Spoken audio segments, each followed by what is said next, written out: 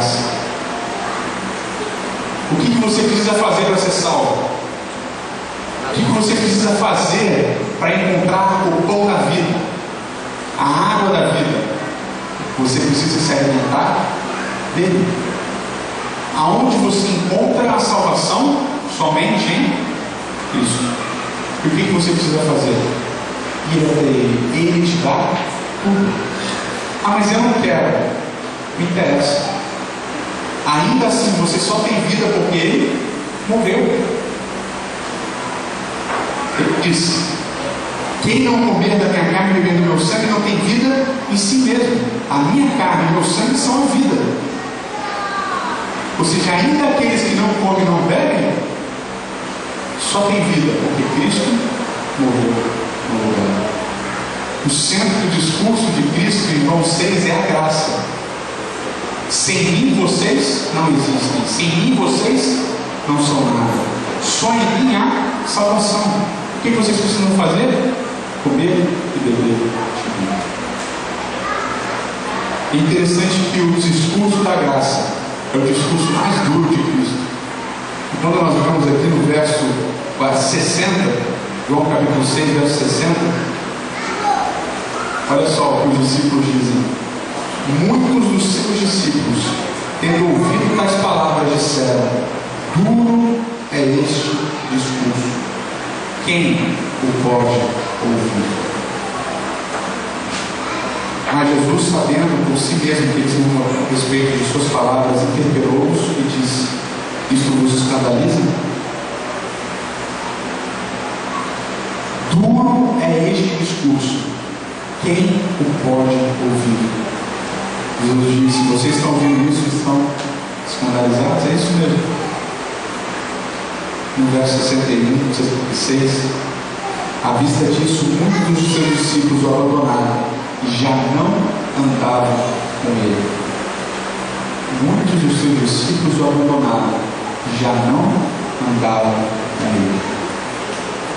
Quando Jesus Cristo começa a falar que a carne dele e o sangue dele são a vida e a vida eterna, o que as pessoas respondem a esse sermão?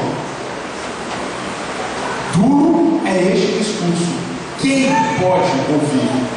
E na sequência o texto diz: muitos dos discípulos de Cristo o abandonaram e já não andaram com ele. Aqui a gente não está falando de um grupo que veio fazer pegadinha para Jesus. Nós não estamos falando daqueles intérpretes da lei, dos saduceus, fariseus, etc., que queriam pegar Jesus em qualquer resposta errada. Nós estamos falando de um grupo que seguia Jesus dia após dia, que ouvia todos os sermões de Cristo, que estava nos milagres de Cristo. E quando Cristo começa a pregar sobre a graça, a resposta deles em relação a esse sermão qual é? Duro é este discurso. Quem pode ouvir? E vão embora. Por quê? Por quê? Porque, meus amigos, na sua mente, na minha mente, a coisa mais fácil que existe é a retribuição.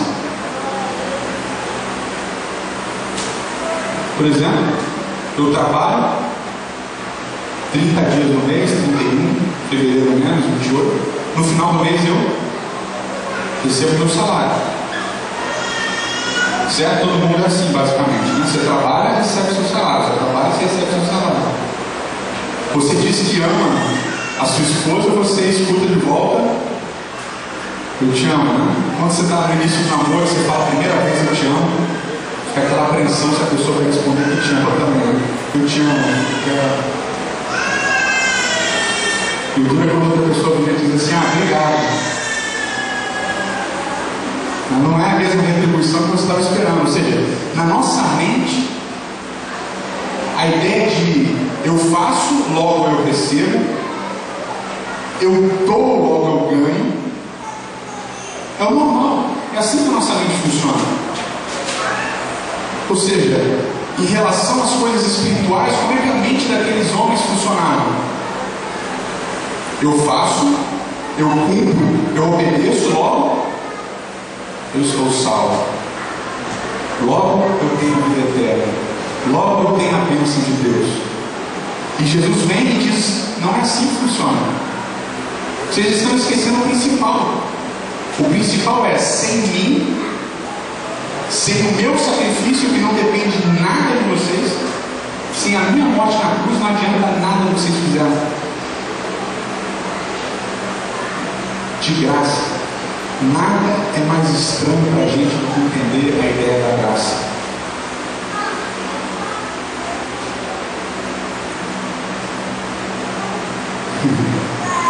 Quando tem uma promoção, alguém fala assim: não, isso daqui é de graça, estou dando um brinde. A gente sempre desconfia. Mas tem aquele ditado: quando a esmola é muito, o santo desconfia. É de graça, mas por que você está dando de graça? Tem algum defeito? Tem alguma coisa errada? De graça por quê? É engraçado porque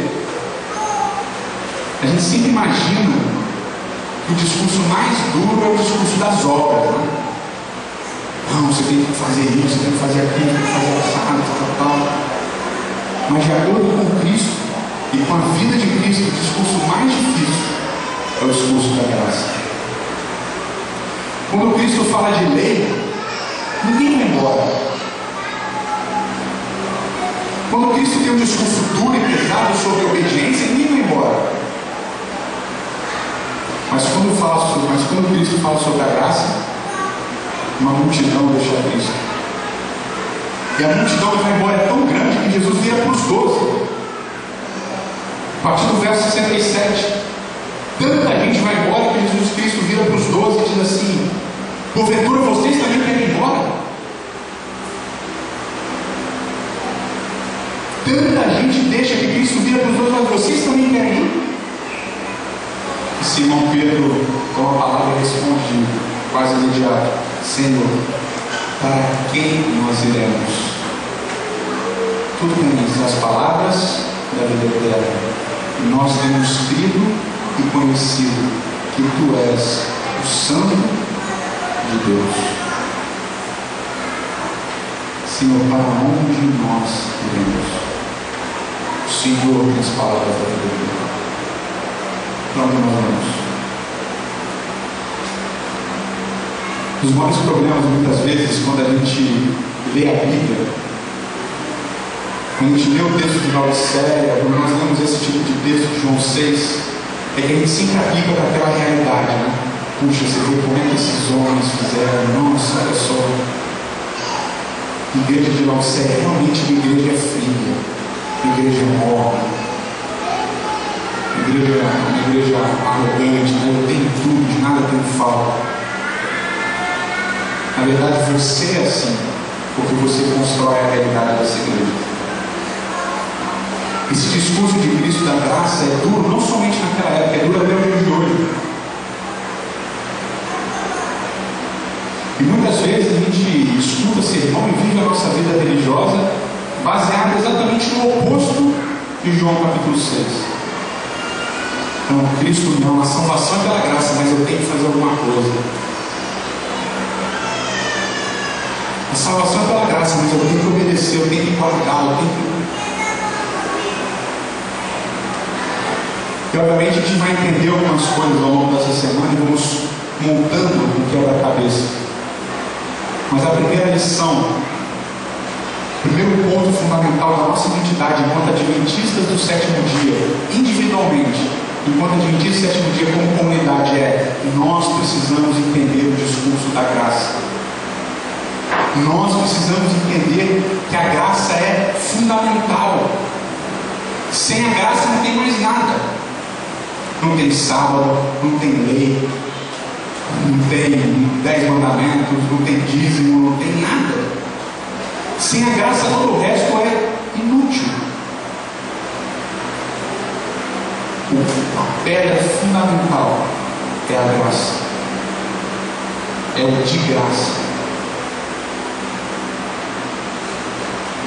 E todo o resto do nosso edifício, do coração e dessa igreja, é construído em cima dessa pedra fundamental.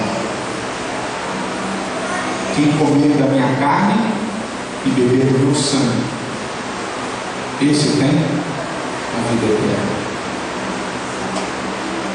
A salvação não está em você, a vida eterna não está em você.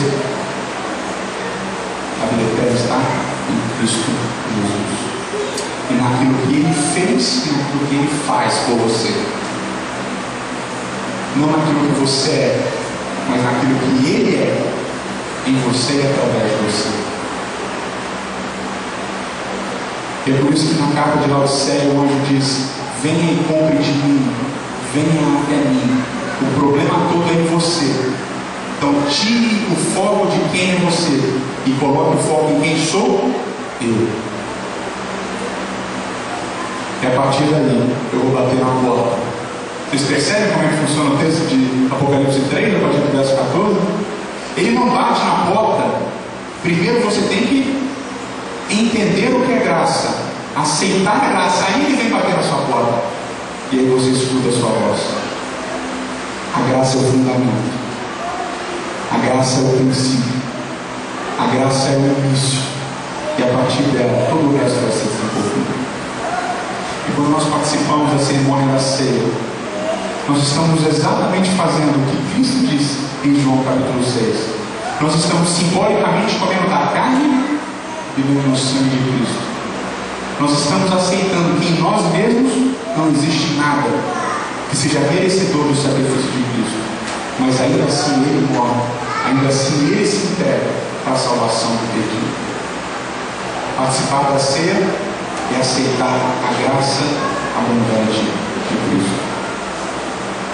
Deus nos abençoe durante essa semana e durante esses momentos que vão seguir da Santa Ceia, a entendermos e aceitarmos em nosso coração, como indivíduos e como igreja, a pedra fundamental de quem nós somos, que é a graça de Cristo.